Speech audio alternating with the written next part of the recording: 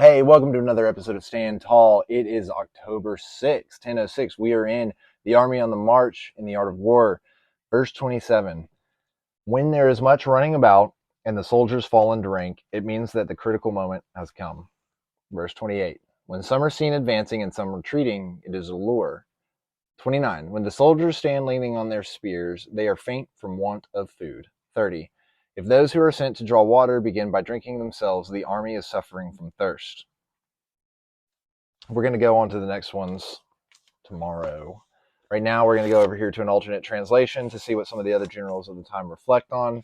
I think what we're looking at is positioning and being aware of others and just understanding by watching and waiting and observing. Patience is rewarded a lot of times. Master Sun says, those who busily set out arrays of armed vehicles are expecting reinforcements. GLN says, they wouldn't rush around for an ordinary rendezvous. There must be a distant force expected at a certain time. They will join forces to come and attack you. It is best to prepare for this right away. Master Sun says, if half their force advances and half retreats, they're trying to lure you. Dumu says, they feign confusion and disorder to lure you into moving forward. Yeah, especially if you're aware that they're pulling a trick on you from the get-go. Master Sun says, if they brace themselves as they stand, they are starving. When they are sent to draw water first, drink themselves. When those who are sent to draw water first drink themselves, they are thirsty. Zhang Yu reflects that people lose their energy when they do not eat, so they brace themselves on their weapons to stand up. Since all the men in an army eat at the same time, if no one is starving, all is starving. If one is starving, then all are starving. So armed forces, okay. Wang Ji says, by these you can see their ranks are pursued by hunger and thirst. We'll continue with the next later on. So just being patient, watching, waiting, being aware, especially if you're in one of these situations where warfare is around the corner. So let's go over here to October 6th from the Daily Stoic, looking out for each other. It's in keeping with nature to show our friends affection and to celebrate their advances, as if it were our very own. For if we don't do this, virtue, which is strengthened only by exercising our perceptions, will no longer endure in us. Seneca, Moral Letters 109.15. Okay, so it's in keeping with nature, and he capitalizes nature, which I think is important anytime it's turned into a pronoun. We show our friends affection and we celebrate their advancement as if it were our own.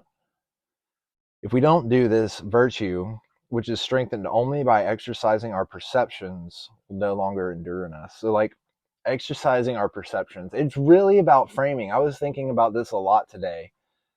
Framing how you see things in the situations, everything can be a positive or a negative depending on what perception, what angle are you looking at this from.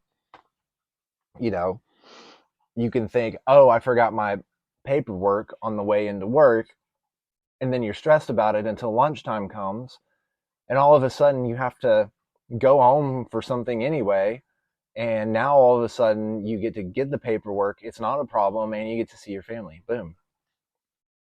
Watching other people, so it's not, just, I guess it's like, no matter what the situation is, find the benefit of it. There's some reason, there's something good in every situation. Watching other people succeed is one of the toughest things to do, especially if we are not doing well ourselves. So there's a lot of that. There's a lot of that strife in the world, right? There's a lot of that strife.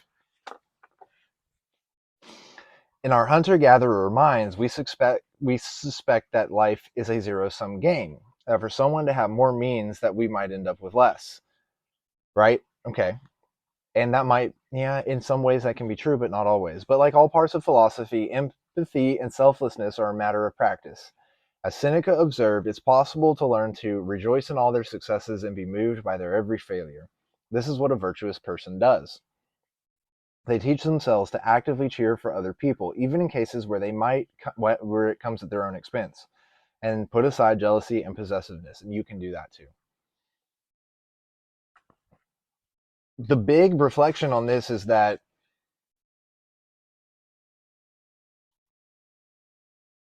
sorry, I paused, but the big reflection is essentially that. I mean, depending on what angle it's from, even if you feel like life is a zero sum game, it's in our nature, okay? And our virtue is only strengthened by exercising our perceptions, okay?